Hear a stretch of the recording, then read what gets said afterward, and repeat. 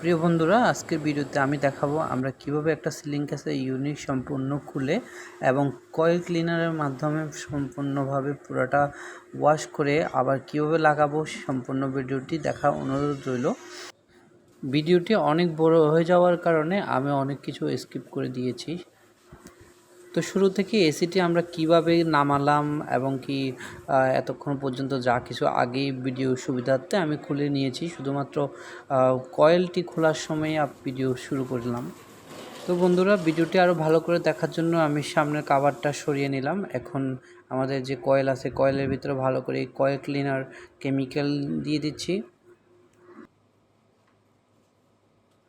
এই কয়েল ক্লিনারগুলা অনেক পাওয়ারফুল।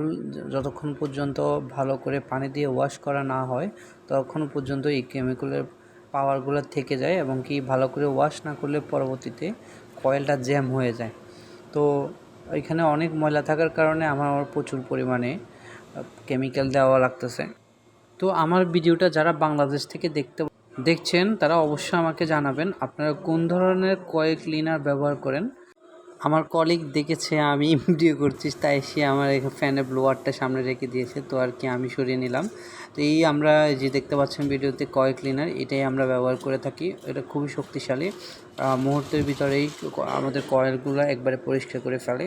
তো আমি প্রথম থেকেই এই কয়েলটিতে অনেকবার স্প্রে করেছি। তো আমার কলিগ বলতেছে এটা প্রচুর ময়লা, ভালো করে আরও বেশি করে স্প্রে করতে। তো তাই আমি আমাদের কেমিক্যাল শেষ হয়ে যাওয়ার কারণে আমাদের গাড়ি থেকে আবার আরেকটা কেমিক্যাল নিয়ে ঢেলে দিলাম।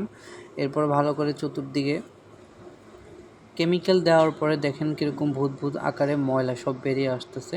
তো অবশ্যই এখন একটু ওয়াশ করার পরে দেখতে পারবেন যে কেমন পরিষ্কার হয়েছে। তো আমি এখন আর কেমিক্যালগুলো ভালো করে পানি দিয়ে ওয়াশ করে নিচ্ছি, যতক্ষণ না পর্যন্ত ওয়াশ না হয়, যতক্ষণ পর্যন্ত কয়েলটি আগের কালার ওইরকম কালার না আসা পর্যন্ত। তো আমরা ভালো করে পানি দিয়ে ওয়াশ করে নেব। তো ওয়াশ করার পরে আপনারা দেখলে বুঝতে পারবেন কেমন পরিষ্কার হয়েছে। তারপর আমার এই ভিডিওটি এতক্ষণ ধরে দেখার জন্য আপনাদের অসংখ্য ধন্যবাদ। আমার ভিডিওটি যদি আপনাদের কাছে ভালো লেগে থাকে অবশ্যই একটা লাইক, কমেন্টস এবং বন্ধুদের সাথে শেয়ার করে দেবেন। এবং আপনাদের ইয়ারকন রিলেটেড কোনো প্রশ্ন যদি থেকে থাকে তাহলে আমাকে সরাসরি আমার পেজে ইনবক্স করবেন। আমি আপনাদেরকে যত তাড়াতাড়ি সম্ভব আমি আপনাদেরকে রিপ্লাই দেওয়ার চেষ্টা করব। আমাদের কয়েল বসানো শেষ হয়ে গেছে, এখন শুধু আমি ফ্যানে ব্লোয়ারটা ইনস্টল করে দেব।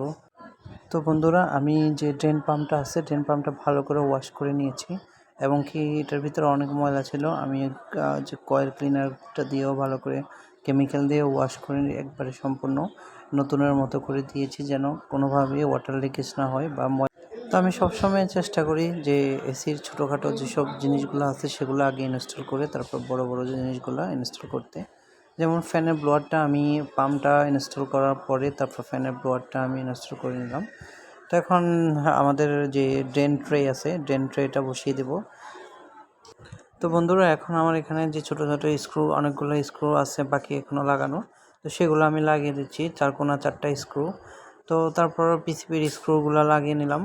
তো বন্ধুরা, আজকের ভিডিও এই পর্যন্তই। ইনস্টল করার সময় ভিডিওটি দিতে পারলাম না, কারণ একা একা ভিডিও করতে হয়।